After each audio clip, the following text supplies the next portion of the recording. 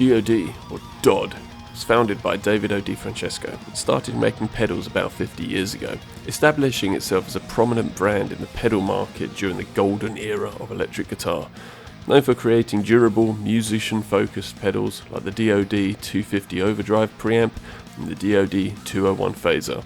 DOD became a go-to brand in guitar shops across the US, earning the nickname America's Pedals. Over the years, DOD expanded its offerings, releasing iconic pedals like the FX series in the 80s and the experimental Lamb series in the 90s, which gained a reputation for bold designs and extreme sounds. DOD's tradition of quality continues with the reissue of all new pedals like the Rubberneck Delay and the Carcosa Fuzz. And alongside this, the Digitech brand was also formed to explore digital signal processing, leading to innovations like the first multi-effects processor, the Digitech DSP-128, the pitch-bending Whammy series, and the Jam Man loopers. Digitech has consistently pushed the boundaries of digital technology with products like the Trio Band Creator and the Freakout Feedback Creator, solidifying its place as the leader in digital-based toning effects.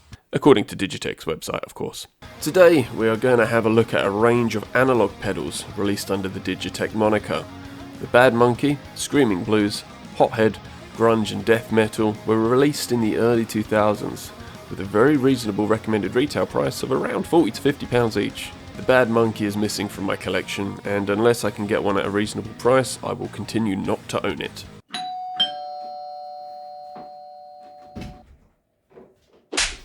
Now this range of pedals all have a similar layout. They have an input for your instrument, but they have two outputs.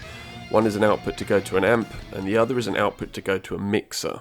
The mixer out is an output that features Digitech's speaker cabinet compensation that lets you run the pedal directly into a mixer or recorder input without having to use a guitar amplifier.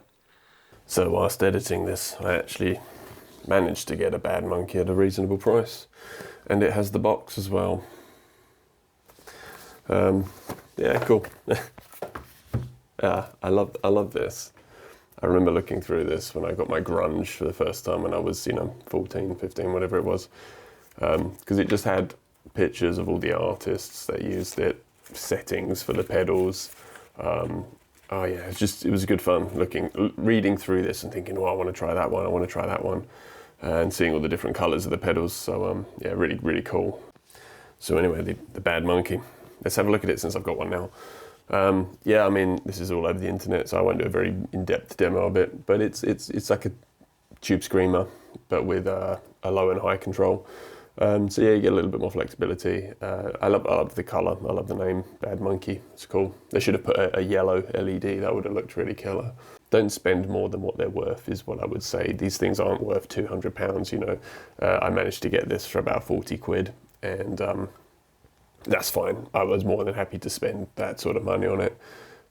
If it was any more, probably wouldn't have bothered. But since it was that cheap and it had the box, which is good, and it's in great nick, cool. So let's have a quick listen.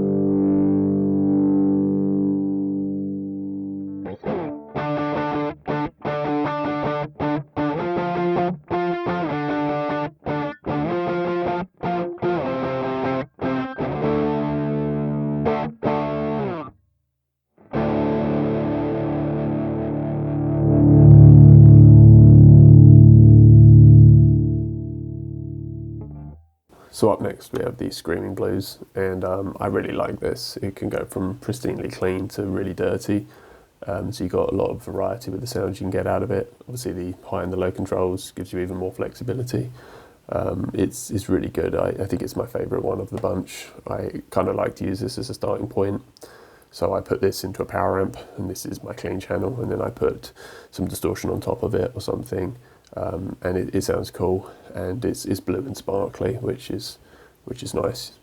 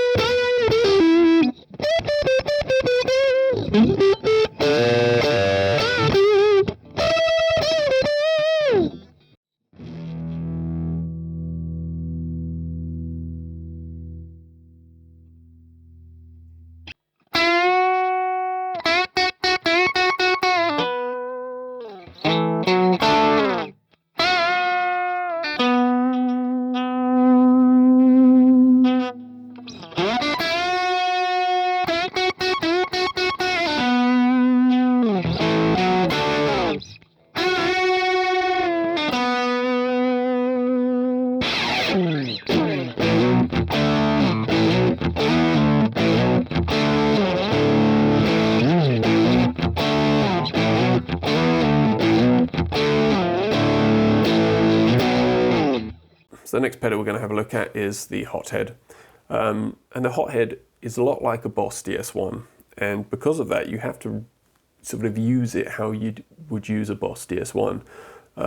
Little story just before we go into it. I remember buying a DS1 at a pawn shop for like £30, and this was years ago when I was young and marginally worse guitarist. And I remember getting the DS1 and thinking, oh great, I'm going to run this into the clean channel of my amp, and then I've got clean and I've got distortion, it'll be great. And I just remember being really disappointed with it because it was really quiet. And even with the volume maxed on it, it wasn't as loud as what my clean channel was. And I thought, this is a piece of shit, and just got rid of it. All these years later, I started buying this range of pedals again and get the Hothead. And I assume with the Hothead, I'm going to be able to run it how I run the others, you know, put it into a power amp and then just have a nice Marshall-y sound. And I came across exactly the same thing. Even with the level up, it's really quiet. And I thought, what is wrong with this? And then realized No, you just got to run this how a DS1 is really meant to be run.